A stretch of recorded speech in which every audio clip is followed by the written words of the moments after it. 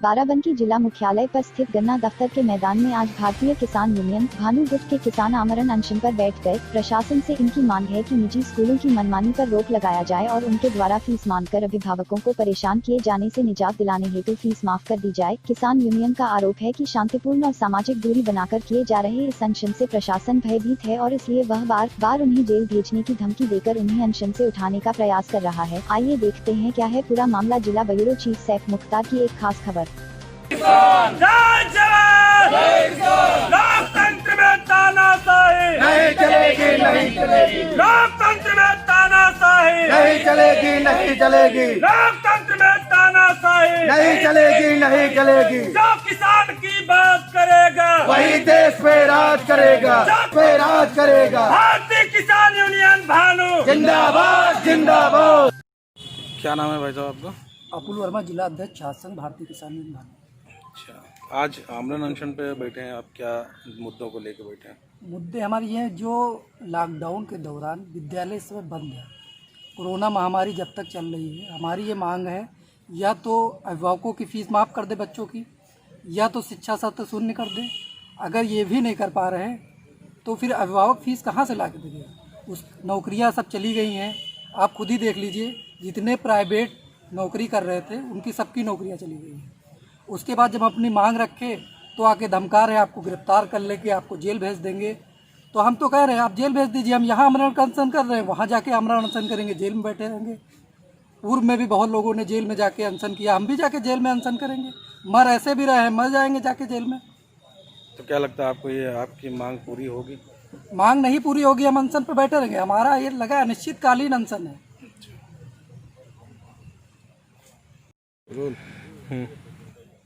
किस प्रकार का ये धरना प्रदर्शन है भानु में? सभी मीडिया बंधुओं का सबसे पहले तो हार्दिक स्वागत है, धन्यवाद है। ये कोई धरना प्रदर्शन नहीं, ये आमरण अनशन है।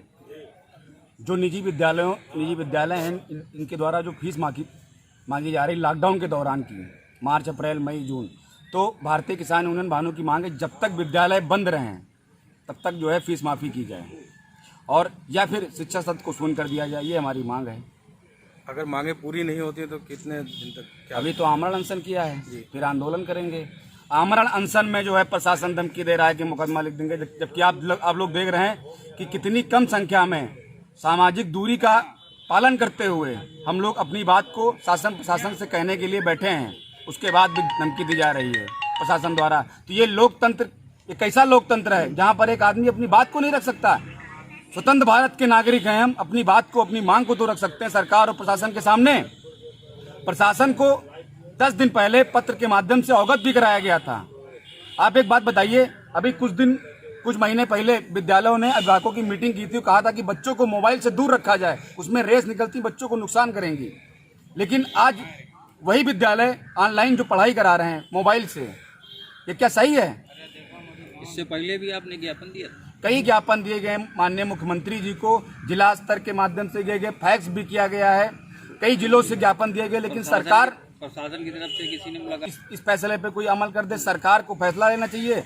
शासन लेकिन कान में तेल डाल के बैठा है, वो सिर्फ उद्योगपतियों की सुनता है, अमीरों की सुनता है। देश की जो 80% आबादी वो मरने पे आ गई है, लेकिन 20% जो आबादी है, जैसे निजी विद्यालयों के जो मालिक हैं, वो सब सांसद, विधायक, मंत्री, उद्योगपति हैं, उनकी सुन रहा है। फीस लेनी चाहिए, चाहे जिस तरह से अभिभावक दे, घर बेच के दे, जमीन बेच के दे। जब देश में आपदा आई तो देश का जो आम नागरिक था, गरीब वर्ग था, उसने लोगों की मदद की, अपने घर का पैसा लोगों के आसपास में खाने खिलाने में खर्चा कर दिया कि सरकार हमारा साथ देगी। लेकिन आज सरकार जो अपना रुख मोड़ रही है गरीबों की तरफ से, वो उनको उनके हाल पर छोड़ रही है। 20 लाख करोड़ रुपए आया था, देश में एक उम्मीद जगी थी कि हाँ सबको कुछ ना कुछ मिलेगा, लेकिन 20 लाख करोड़ रुपए तो एक ऐसा हो गया कि सुनने में आया, उसके बाद पता नहीं कहाँ चला गया, कुछ जाने नहीं मिला। न बिजली का बिल माफ हुआ है, न जो छात्र रह रहे थे रेंट पे, ना उनका रेंट माफी हुआ है, ना 3 फीस माफी हुई है। सरकार गरीबों के लिए कोई कदम नहीं उठा रही है।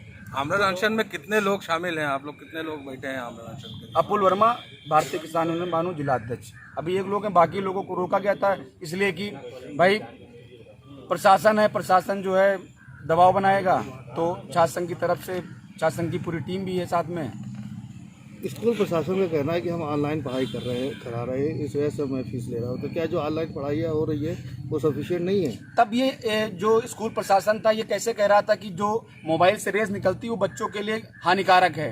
तब वो किस मुंह से कह रहे थे? आज वो किस मुंह से उसी मोबाइल पे ऑनलाइन पढ़ाई करा रहे हैं? और आप ये बता सकते हैं कि 1 घंटे जो पढ़ाई होती है बच्चा मोबाइल पे पढ़ाई करता है।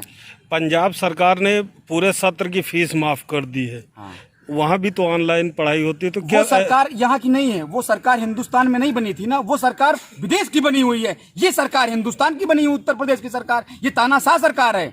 मैं योगी जी से कहना चाहता हूँ, जब पंजाब में हो गया, अन्य प्रदेशों में हो रहा, तो आप भी कुछ करिए। मोदी जी ने जो पैसा भेजा था वो पंजाब ही नहीं भेजा था, हर प्रदेश में भेजा था। लेकिन सरकार को देखना चाहिए। लेकिन अब यहाँ पर जो सरकार के ही जो लोग हैं, सरकार में बैठे जो लोग हैं, उनके ही सब विद्यालय हैं, तो कैसे फैसला ले ले सरकार? सरकार गरीबों के लिए कुछ थोड़ी है, चुनाव को थोड़ी आया था कोई, ये तो आपदा ही थी। चुनाव आता तो सरकार गरीबों के लिए एजेंडा दिखाती, हम ये करेंगे, हम वो करेंगे, हम वो करेंगे। तो क्या आप क्या करें जो प्रशासन मनमानी कर रहा है, भावों पे दबाव बना रहा है, बच्चों के नाम काटने की धमकी दे रहा है। आगे अभी क्या होगा? अभी मान लो ये शिक्षा सत्र स्टार्ट होता है, उसके बाद में जब रिजल्ट आएगा तो जिनकी फीस नहीं है उनका रिजल्ट रोक दिया जाएगा, बच्चों को फिर परेशान किया जाएगा। बच्चों को हैरेस किया जा रहा है स्कूलों में, उनको खड़े कर या उनके अभिभावक पर प्रेशर बनाकर, दबाव बनाकर। ये क्या है भाई? आप शासन इस पे जो है गाइडलाइन जारी कर दे। और जो अध्यापक हैं, ये बताइए, सांसद विधायक मंत्री के स्कूल हैं, 3 महीने 4 महीने की बात है, वो अपने शिक्षकों को सैलरी नहीं दे सकता है।